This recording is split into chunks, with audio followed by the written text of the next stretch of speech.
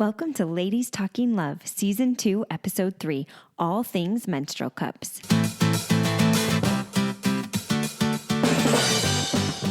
It's Ladies Talking Love, a community of women uncovering more joy and fulfillment in sex, as we learn from experts and amazing women like you. Together, let's create a world where women's sexuality is celebrated and understood, beginning with our own. I'm your host, Ariel Finlinson. Let's talk love.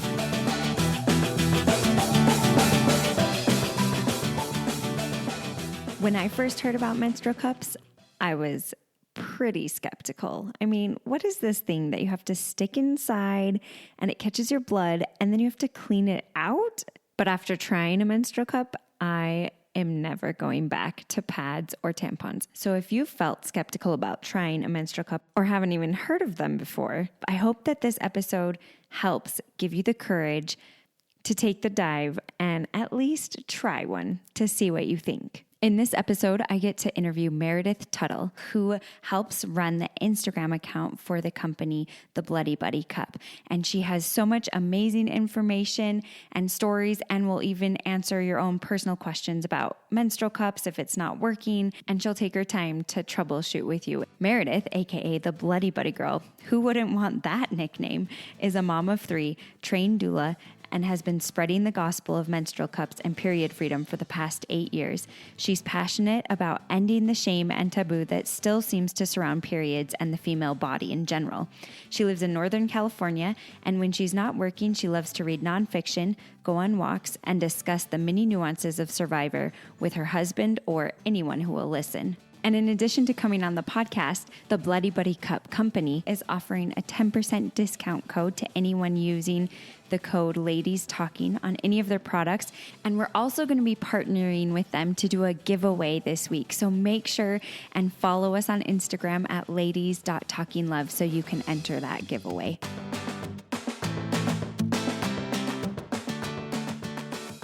Before jumping in, I just want to let you know about the amazing podcast course that I used that will be on sale this month. When I first had the thought to start a podcast, I was terrified. There are so many things that I didn't know how to do, and I didn't even know where to start looking. And I was so grateful that I found out about the course Podcast You. There is no way that I could have created a podcast without this course. Monica Packer from the About Progress podcast and Rachel Nielsen from the 3 in 30 podcast are the creators of Podcast You. They walk you through step by step how to formulate your ideas, the type of equipment that you'll need, and I really can't recommend it enough. So if you've ever been interested in starting a podcast, they're going to be having a sale for this course starting September 13th that will go through September 30th. And as a member of this community, you get a 10% discount code if you type in Ariel 10. I'll put that in the show notes so that you can make sure and spell it right. But I can't recommend it enough. So if you've ever thought about starting a podcast, this month may be the time to get started. But without further ado, let's talk love.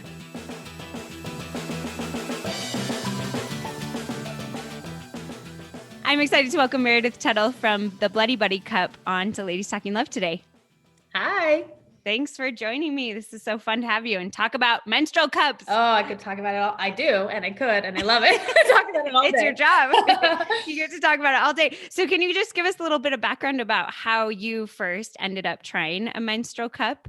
Yeah, totally. So 2008, I just heard about them in a blog called The Great Fitness Experiment. She just mentioned using one, and I was like, I don't really know what that is. Cool. Logged it away in my brain. But that year I was trying to get pregnant. And so I was not focused on my period so much as when it shows up, I am very sad because I want to be pregnant, and it took us a full year to get pregnant. But then I had my baby and I thought, ooh, I'm going to breastfeed and I won't have a period, which was not the case for me. I had my baby. I nursed him around the clock, and my period came back at 8 weeks postpartum. Yeah, I know. And I was a pads girl. I never used tampons or anything. So I was like, okay, I'm sitting on pads again, whatever. I don't know why I didn't remember you should try a cup. But then fast forward, 2013, I had my second baby. And I thought, surely this time I'll get a longer break. And it was slightly longer. I was 12 weeks postpartum. And my period started. I thought, I'm not doing this again. I'm not nursing and chasing a toddler and, sitting on pads. So I actually went to get an IUD. And I didn't necessarily need it for birth control. We had that sorted out. But I was like, all my friends got IUDs and they said their periods went away. And that's what I want. So I had the appointment all set up. And didn't go great. She told me all the risks and my medical history and stuff. It wasn't really super compatible. So I left there like, well, crap, I still have the problem of my period, because that's all it was to me at the time, a problem. And then I remembered, what was that weird cup thing I heard about? So I went on Amazon and I ordered one, just thought, if I can only use it at night, like that would be pretty cool. Because if you've ever done it, laying on a pad at night and trying to sleep and not leak and not move is like torture. So I got the cup. I tried it out. It's so funny to think about because there were no resources. I looked on YouTube and I remember this glass vase and a woman, I guess, hand like slowly putting this cup into the vase, but there was no context. And I'm just like, I guess it's how you use it. I don't really know, whatever. So I just went in my bathroom. I knew you could test it when you weren't on your period. So I did that and I'm like, feels good. Okay. And then my period came and I was like, oh my gosh, I'm never using anything else. And I honestly have not ever used anything but a cup since May 2013, 8 years. And obviously I'm a never going back. Fan. As long as I don't have to, I'm not. I mean, I did have another baby in 2018. So I had to do like the adult diaper situation, which is whatever. Yes. But yeah, that's how I like became converted. And in those years of using one, and before I got this job, I was telling everybody, I'm like, must spread the gospel of cups because it changed my life. And I know it sounds dramatic, but like, to dread your period and then to be like, it's really not that big of a deal. And it became just a marker versus a whole month of basically it consumed me. And now it doesn't. I had a similar experience just switching to the cup. And I was like, why do people not do this? Why are we not talking about this? I went to like a favorite things type activity and I totally brought up about my menstrual cup because I was like, we need to talk about this. This is one of my favorite things. Which is so cool. And generally when you bring it up, someone else goes, oh, me too. But like, especially back then, no one was talking about it much. But the more I know, the more I'm like, oh, it's been around since the 30s. This is not some newfangled Instagram swipe up. It's been around. They're great. They work great. And I definitely found for me, like you said, I hadn't put my finger on that, but it kind of changed the way I felt about my period as well, because I wasn't as worried about leaking all the time or about toxic shock if I was using tampons or just all these things. And it was just so freeing, especially I think because I got to know my body better, getting to know where my vaginal canal is and how to put something in there and feel it. Like it was just, and how much flow I had was really great. I thought I was the heaviest flower in the world. Not so much. Yeah, you realize that. But I know for some people, it's super scary to try out a cup. So I hope this interview will help maybe get through some of those fears. And I hope we'll answer some questions that people may have. Yeah. And even if you're not ready, I think just being open to the possibility of knowing where your cervix is, that's a great first step. Yes. Or that it's not maybe a sin or terrifying to touch your own body, because so many people are like, well, my doctor has, my partner has, but I would never. And I'm like, oh, that's kind of interesting because you are the only person that gets to live in your body forever. So it's good to know you're home, I think. So can you tell us a little bit then how you got connected with Bloody Buddy Cup? Like I mentioned, I am a chatty person. So I would I was tweeting about my cup and I got really into Snapchat. Not a lot of people were like talking on there. They were like doing cool stuff, but I was just like sitting at my house talking. Kind of like Instagram story is now, but at the time it was kind of weird. But I was talking about my cup a lot, and Lexi and Courtney Rose, the owners of Bloody Buddy, and they reached out to me and said, we're actually starting a menstrual cup company. Would you be willing, because you're one of the few people we know that uses the cup outside of our like family circle, to test some prototypes and give us some feedback, and we'll give you an Amazon gift card. And I was like, oh my gosh. Is this my dream coming true? Yes. An Amazon gift card and trying a menstrual cup? Yeah, I have peaked. So I did that. They sent me the card and I was like, that was that, whatever. Then a little bit later, they put out a call on a social media intern. So I got my resume together and I sent it in. That was 3 years ago and it's been awesome ever since. We've gone through some big stuff. We've done a redesign. We launched a Kickstarter. Originally, I think what they had in mind was for me to post a few times a week. And then I cautiously said, could I also maybe post on the story? And they're like, let's try it out. And that's where I'm not going to say shine. That's what I enjoy. I like to post a story and then have a dialogue and take people's messages and share them. And I feel like we've grown a really fun community and I love it. It's so fun. And I've appreciated learning from you. For those of you listening who might want to try a menstrual cup, it's at Bloody Buddy Cup, right? Yeah. Is that the Instagram handle? Meredith has so many great stories about how to put them in, about different, just really great things that you need to know when you're starting to use a cup. I try to cover everything. I actually thought it was kind of funny when I got hired. I thought, very excited, but this is like a 5-second job. Like you fold it, you put it in, you let it open, you push it into place, you're done. There's nothing else to say. Oh my gosh, wrong. The questions that have come in, I'm like, oh yeah, let's talk about that. Yeah, placement, angle, removal. If your cup discolors and you don't want it to be discolored, just everything. We're going to cover some of these topics. So yeah. Let's go ahead and jump in first. We've talked a lot about menstrual cups, but let's just do a quick definition. Like, what is a menstrual cup and why would a woman choose to use this instead of maybe pads or tampons? Yeah. And the idea of like a cup, what? Yeah. It's an internal period product like a tampon, but it catches your flow versus absorbing it. So it is kind of like putting a pot under a dripping faucet. So the vaginal canal is compressed together until you insert something, and then it kind of shifts to make space. So it's going to hold this cup in there snugly, and it sits under your cervix, and just your period blood comes out of your cervix too. I mean, we're starting at the basics here just in case, but there's a little tiny hole in your cervix and it drips down into your cup. And then after, well, we're going to get into it, but after a couple hours or whatever, you empty it, you can rinse it and put it back in, and that's how it works. It's reusable. I love not buying things. I know. I bought my menstrual cup and now I can have it for, okay, how long do they last, Meredith, usually? Well, ours are good for at least 10 years. Most people lose them before they need a new one. That's what I've learned. So you can make this one investment and have it for a long time, which has been great for me because I have gone on backpacking trips or camping, or I'm going on vacation and I might be starting my period. And it's so great to take along my little cup versus, oh man, I know, trying to count up like how many days and how many flows. And yeah, all that. Totally. So let's go ahead and jump into some of these common concern questions. So how long can you wear it? The big thing is we always say 12 hours of freedom, but let's be realistic. If you have a heavier flow or using a smaller cup for fit or whatever, it's going to vary. So think about how often you were changing a tampon and what level of absorption you were using, because versus, a light or a super, that's different. So I generally say, for reference, our large cup holds 25 mil. And that's the same as 5 regular absorbency tampons. Wow. So if you are able to do the math and know what you were doing before, it's going to help you. But also tampons are misleading because the outside can coat and the inside never did. Or you have one clot and you're like, oh, I have to take it out because it's not going to absorb anymore. So cups are way more accurate. So most people, because the average period is 65 mil total, like the whole time, can use it the safe time of 12 hours at a go. But don't feel bad if you're like, I can fill it up in 4. That's good to know. That's good to know what your flow is. So it does depend. And a lot of us are heavier the first 2 or 3 days or whatever, and then it tapers off. And you don't have to switch up sizes because it's not matching your absorption to your flow anymore. But yeah, totally safe for up to 12 hours. But it's going to depend, like most things, from person to person. And if you're on like a really low flow, is it safer for more than 12, or is 12 like change it every 12?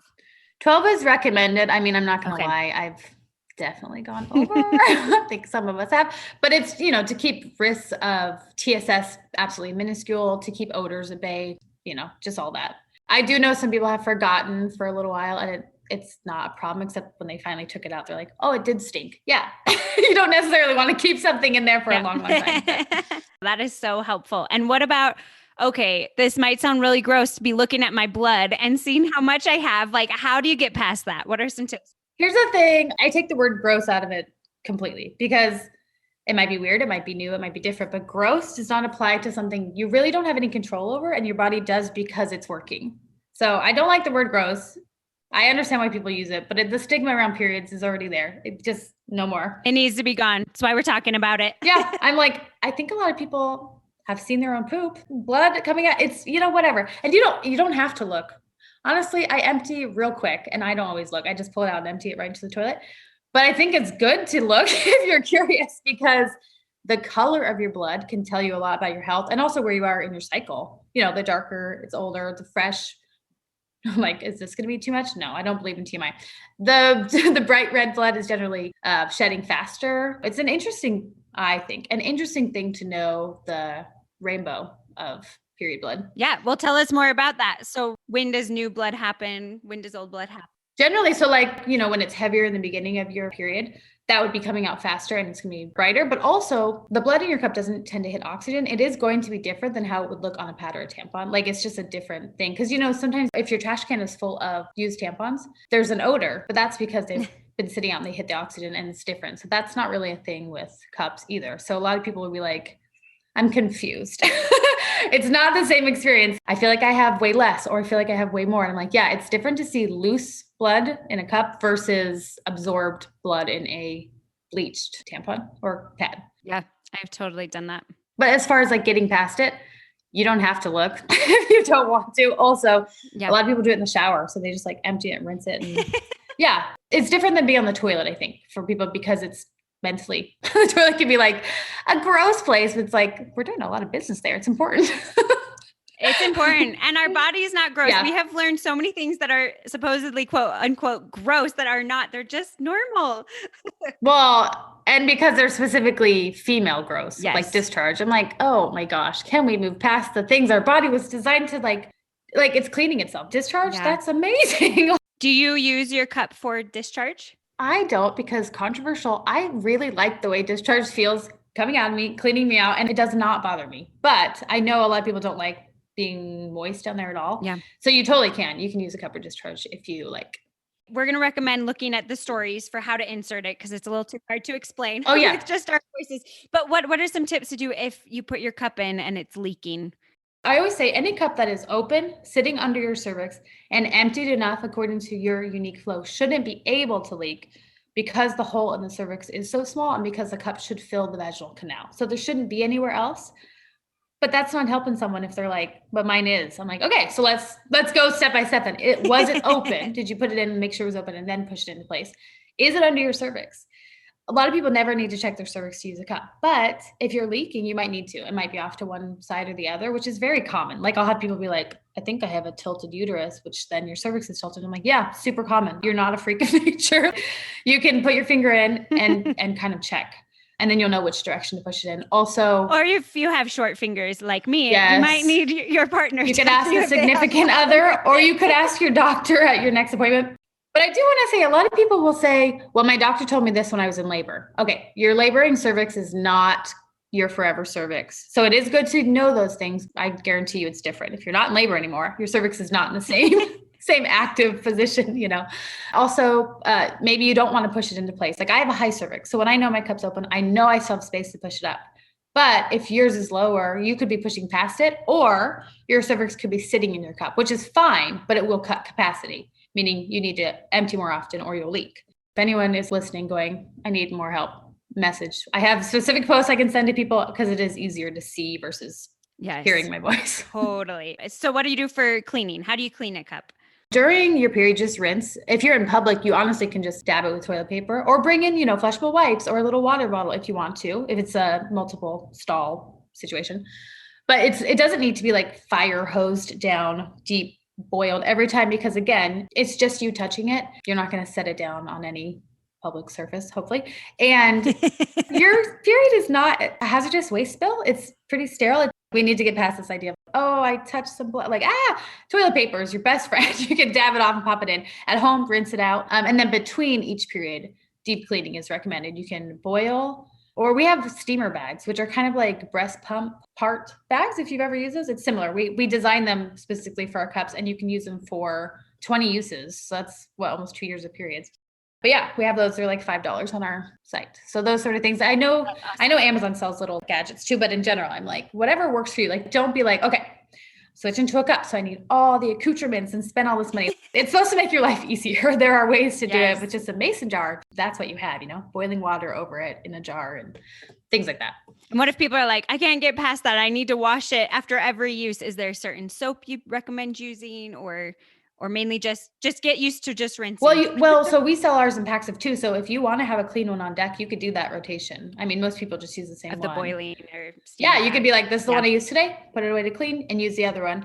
I've never used soap in my cup, but I do know a lot of people like Dr. Bronner's, anything that's really mild and easy to rinse off and not scented, because again, you're putting it inside of you. So you don't want it to be like, adult toy cleaner, things like that. They're like body safe, Yeah. And that's one thing we forgot to mention that I love about the cup is there's no chemicals or things, because it's literally going inside your body. Totally. I love that. I just think we just don't I don't know. We're already so flustered by like dealing with blood coming out of our vaginas that we're like, I don't care. Just put a tampon up there. Like, just deal with it. And it's like, oh yeah, what is in that tampon? I never thought about it, you know? I never thought about it. I did. Or pads. Yeah. Yes. Okay. Next question. Can you have sex while wearing the cup? Obviously, the definition of sex we're used to is penis and vagina. Probably not going to have enough vaginal real estate to do that if your cup's already in there, right? But because we know sex is a lot of things. Yeah, way more than penetration. We talk about way that more. all the time.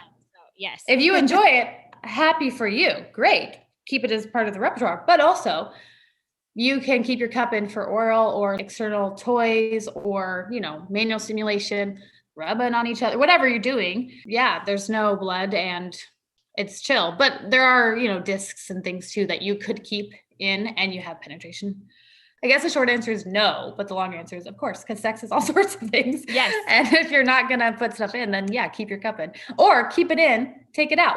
It's not like if you put a tampon in and then you're like, oh, I don't want to take it out, it's dry. You can put your cup in or out, whether it's full or whether your cup is full or half full, however you see it,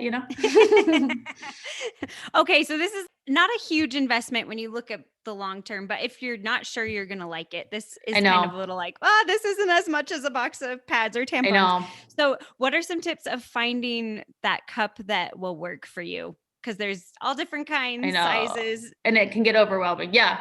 Because you hear like, okay, I'm 25, but tomorrow I'm 26 and I've had baby. Like, it gets confusing with sizing. I will plug us for a minute because we do have a satisfaction guarantee.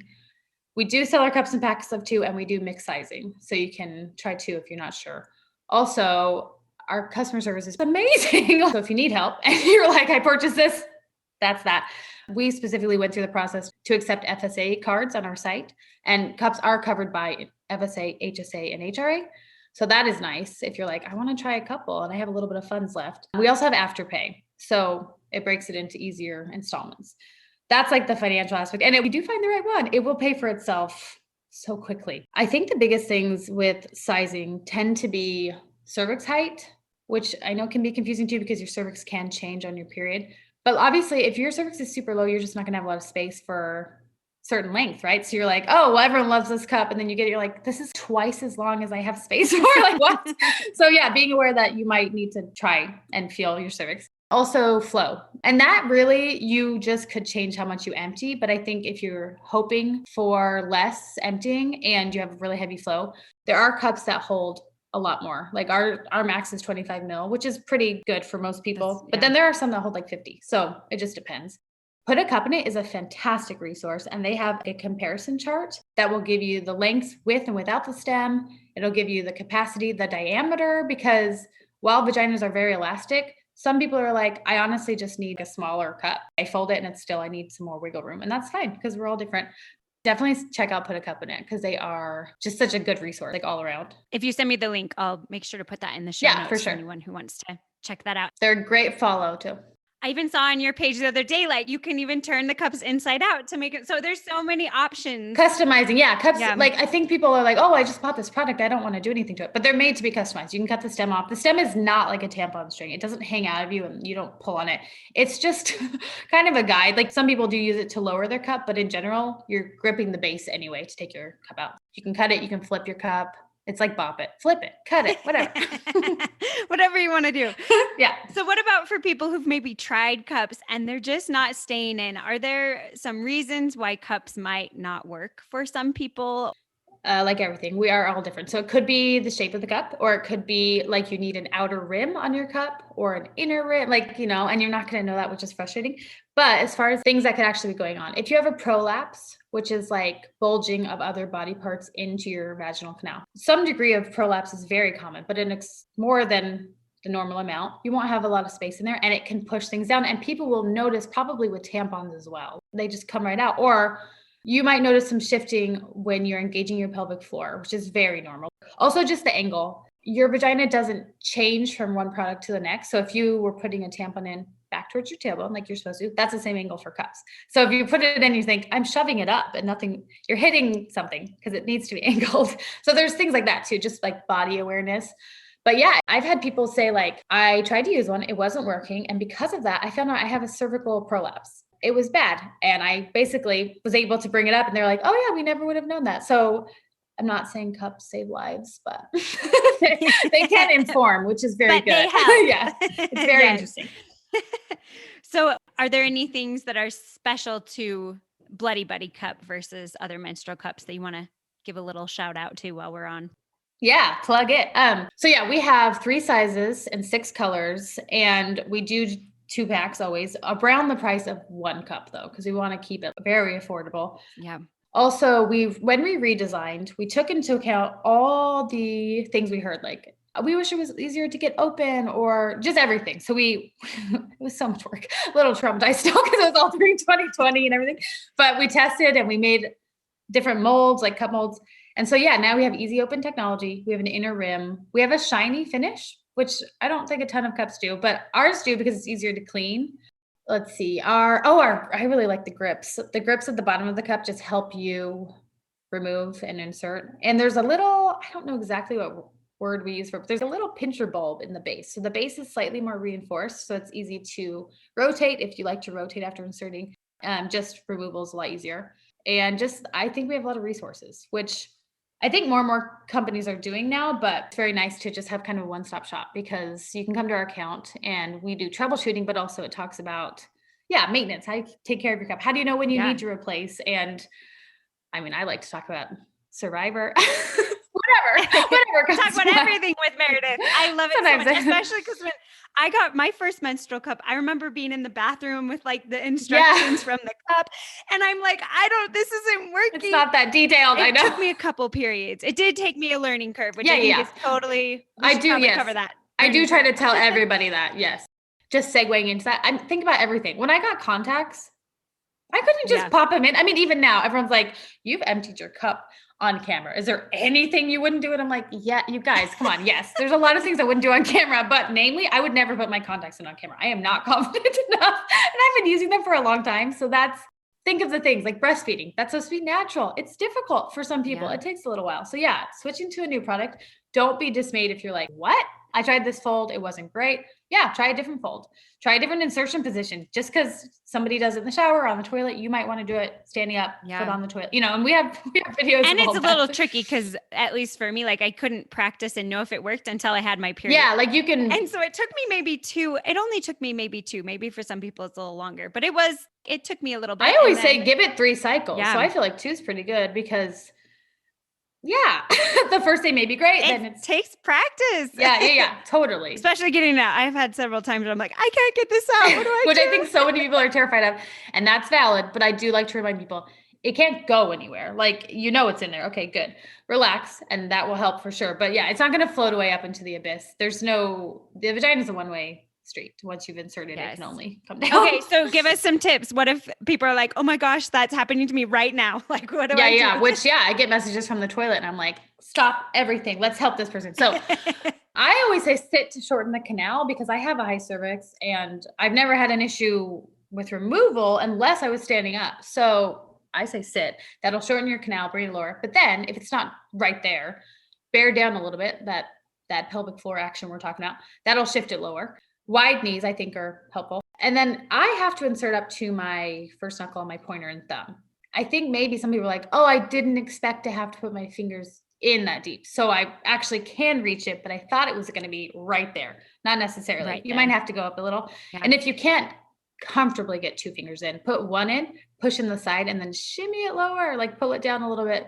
But again, I have videos on all this, so I can be like, watch, because some people are visual learners and some people want to read. And so I try to cover all that, but relaxing. That is so helpful. Cause I have totally been in the bathroom. Like this is never coming out, especially at like the end of my period when I'm light for me and there's nothing in it. Oh yeah. There's no weight. Down, so I'm like, I cannot get this out. Yeah. And different cups are different. I know you use a different brand. So the lengths are different for sure. Yeah. Our large is one of the longest on the market. And so I say the stem's not super for removal, but you can grasp it and shimmy it lower. And because our cup is so long, the body is long and the stem adds length.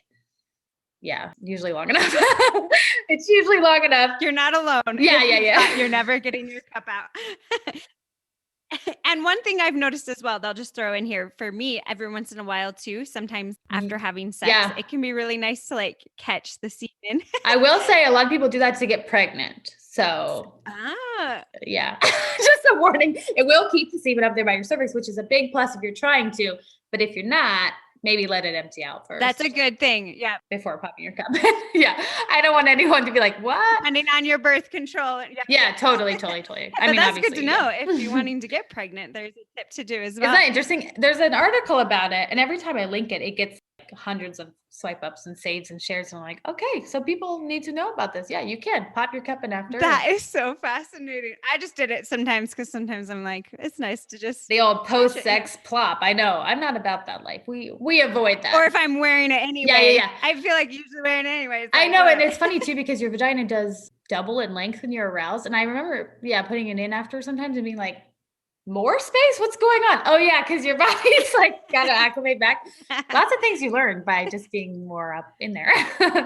Which I think is so helpful. Totally. That was actually a huge just side blessing I talked a little bit about at the beginning of how using a menstrual cup though. It's like, I know my body so much better. I still have so much to learn. And I've learned more listening to you. So that's been helpful. I do sometimes hear feedback of, well, so you say teens can use this, but absolutely not, because they shouldn't be so familiar with their body. And I'm like, disagree.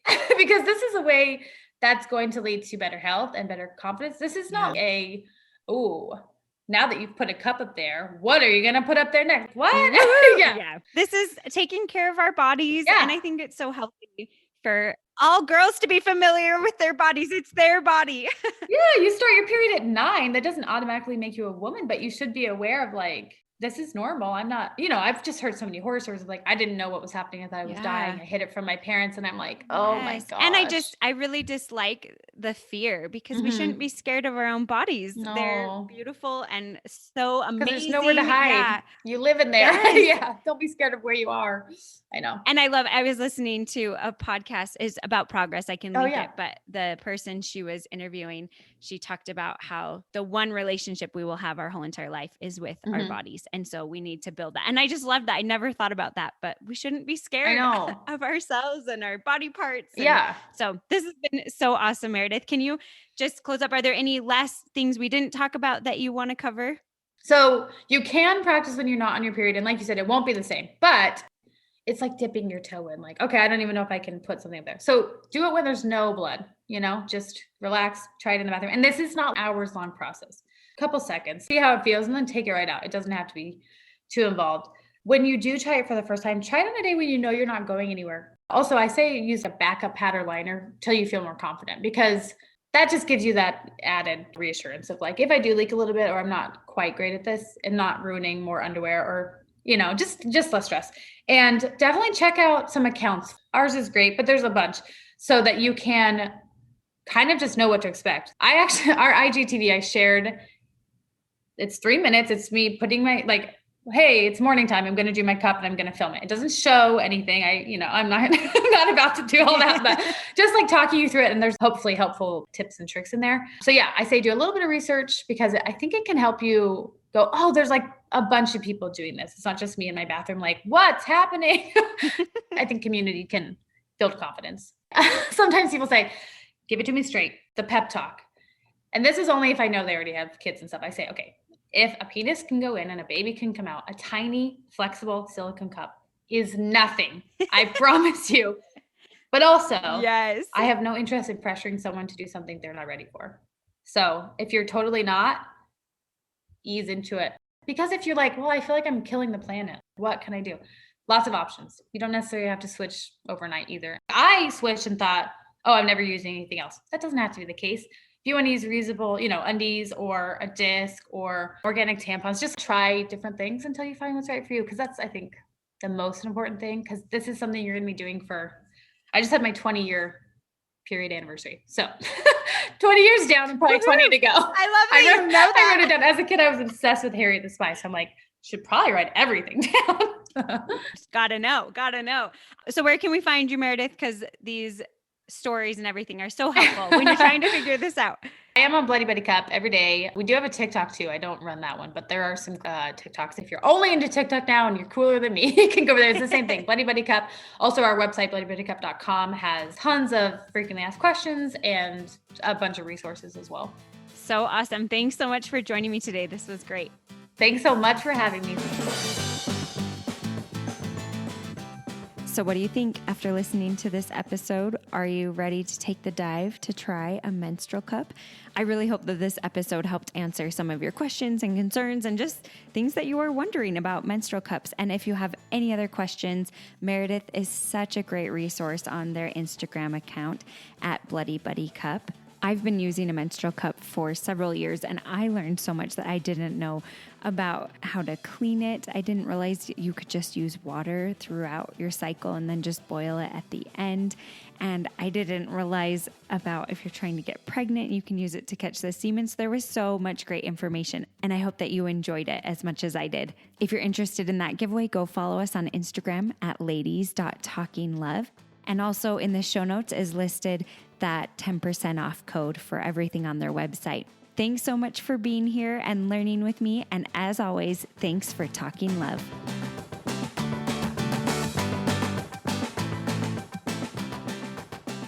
Thank you to all of you who listen and join me on this journey, and to our Ladies Talking Love team who make the podcast possible. Thanks to our sound wizard, Kimberly Demers, our newsletter guru, Lauren Barton, and our miscellaneous task was Jana Norman. As always, thanks for talking love.